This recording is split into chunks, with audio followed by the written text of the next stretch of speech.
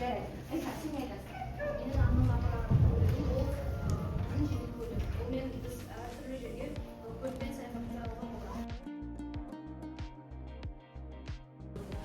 мен балалар үй жұмысын тексерейін. Үй жұмысына мен сізге қосымша берген болады ма?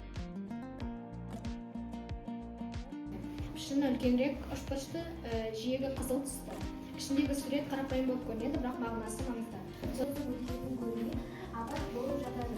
Сол себептен көз өткені атты белгіні шығару керек деп ойлаймын. Бұл белгі басқа белгілерден қарағанда түсініктірек болып көрінеді. Бұл белгі жол жұмыстары деп аталады. Ол жүргізушілерді жолдағы жөндеу жұмыстарын тезірек байқауға көмектеседі және ол жол қозғалысы үшін қауіпсізірек көрінеді.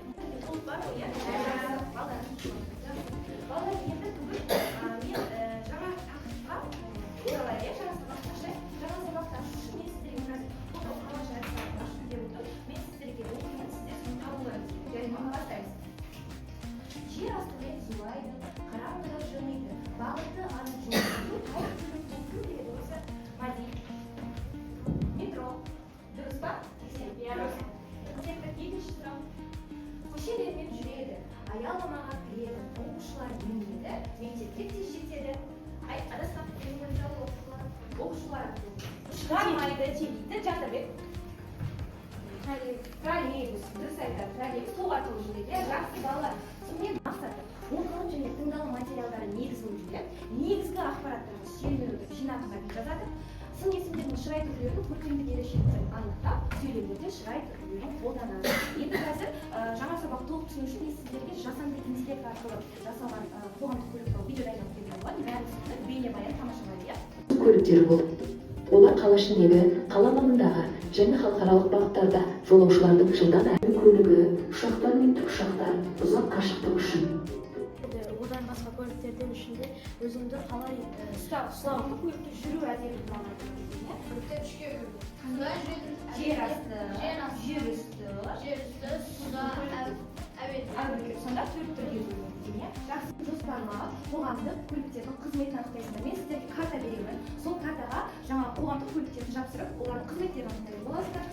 Үшінші топқа мен халыққа қызмет ететін жаңа бір ғалым болып, бір ғалымның рөлі болып, халыққа қызмет ететін жаңа көлік ойлап тауып, ғылыми шоу көрсетесіздер. Ал төртінші топқа мен жағдаяттық тапсырманы шешіп, қоғамдық көлікте жүру әдебін көрсетулеріңіз керек. Дискрипторды аштыңыздар, келесі кетіп.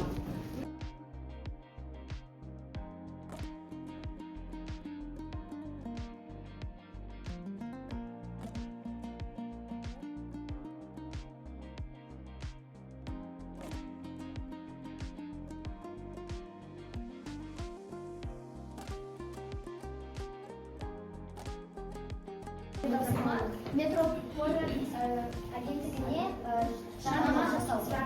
Яғни қызметін түсіндіресіңдер, шырай түрлерін қолданасыңдар, сөйлесу барысында көркем сипаттайсыңдар, жарнама құрылымын тыңдаймыз. Құрметті қала тұрғындары, біз сіздерді біздің метрополь агенттігіне шақырамыз.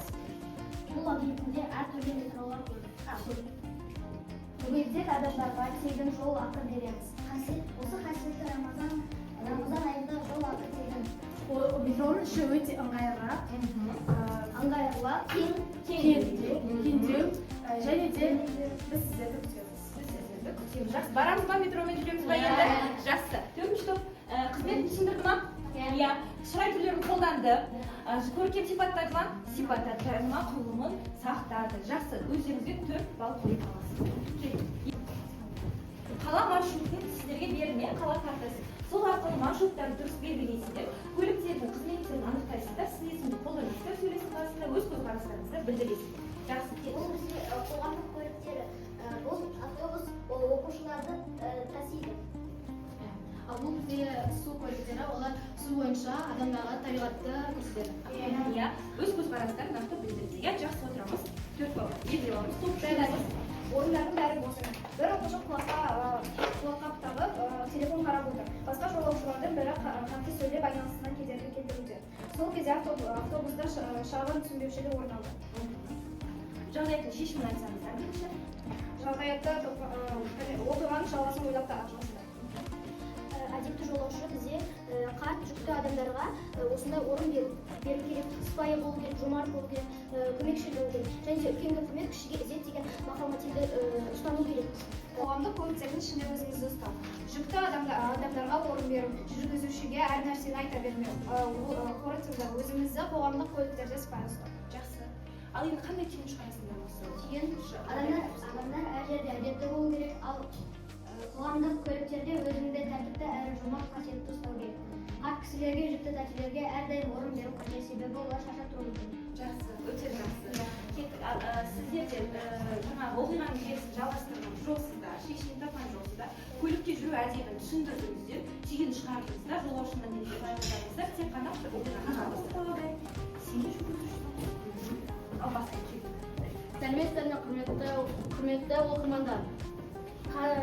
Мына бұл жаңалықтан төбе шашымыз тік тұратын жаңалық. Біздің мына Нұрасыл деген ғалымымыз, Өмірбай Нұрасыл мырза ғалымымыз жаңадан көлік ойлап тапты. қоғамдық. Ол жеке меншік емес, адамдардың қатыспен көлік ойлап тапты.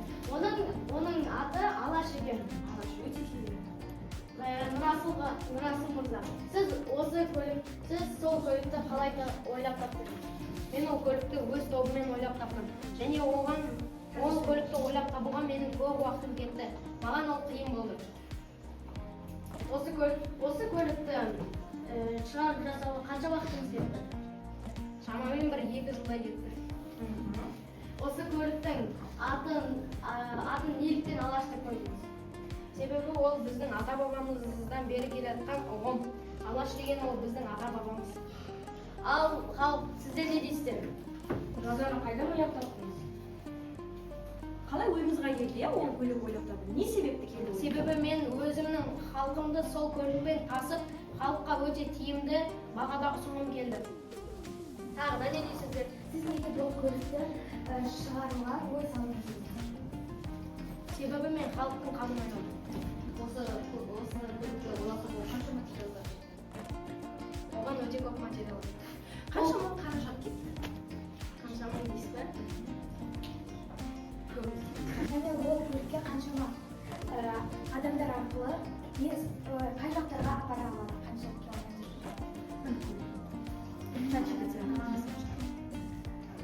Экранға ашылмай жатыр. Көрсетті алла берсін. Керемет, иә?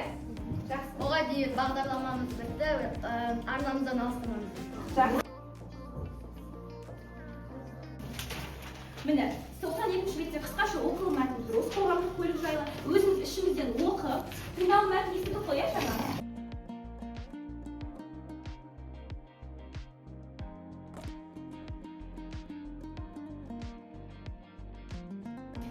Және ол көптеген жерлерде қолданылады.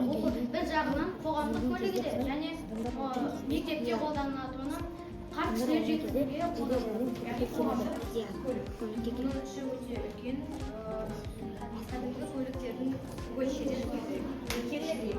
Жақсы. және оның салмағы ауылдау кәдімгі көліктердің Жеңіл көліктердің салмағы ауылдау. Жақсы.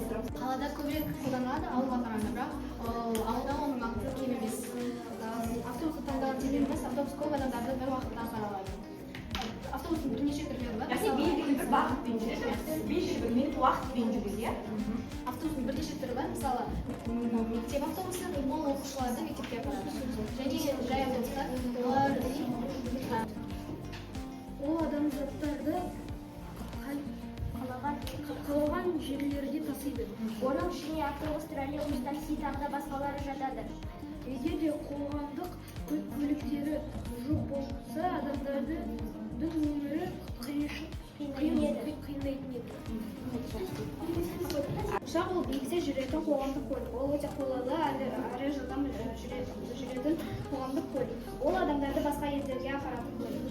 Ұшақ пайдасы зор, аспанда қалқитын көлік. Басқа қоғамдық көліктер бір қала ішінде жүрсе, ұшақ әлемнің көптеген маршруттарына ұшады. Ол жүк те тасиды. Ұшақ кең, ыңғайлы, ерекше өте дәл. Мысалы, метро ол өте тез және автобусқа қарағанда белгілі бір мекенжайға тез жетеді. Ол адамдардың уақытын үнемдеуге көмектеседі. Және ол экологиялық тұрғыдан тиімді және жолдағы көлік санын азайтуға ықпал етеді. Ол күн сайын мыңдаған жолаушыны мектепке, үйге апарады. Және де осы қоғамдық көлікпен пайдаланғанда, сол қоғамдық көлікте өзімізді мәдениет ұстап жүрміз.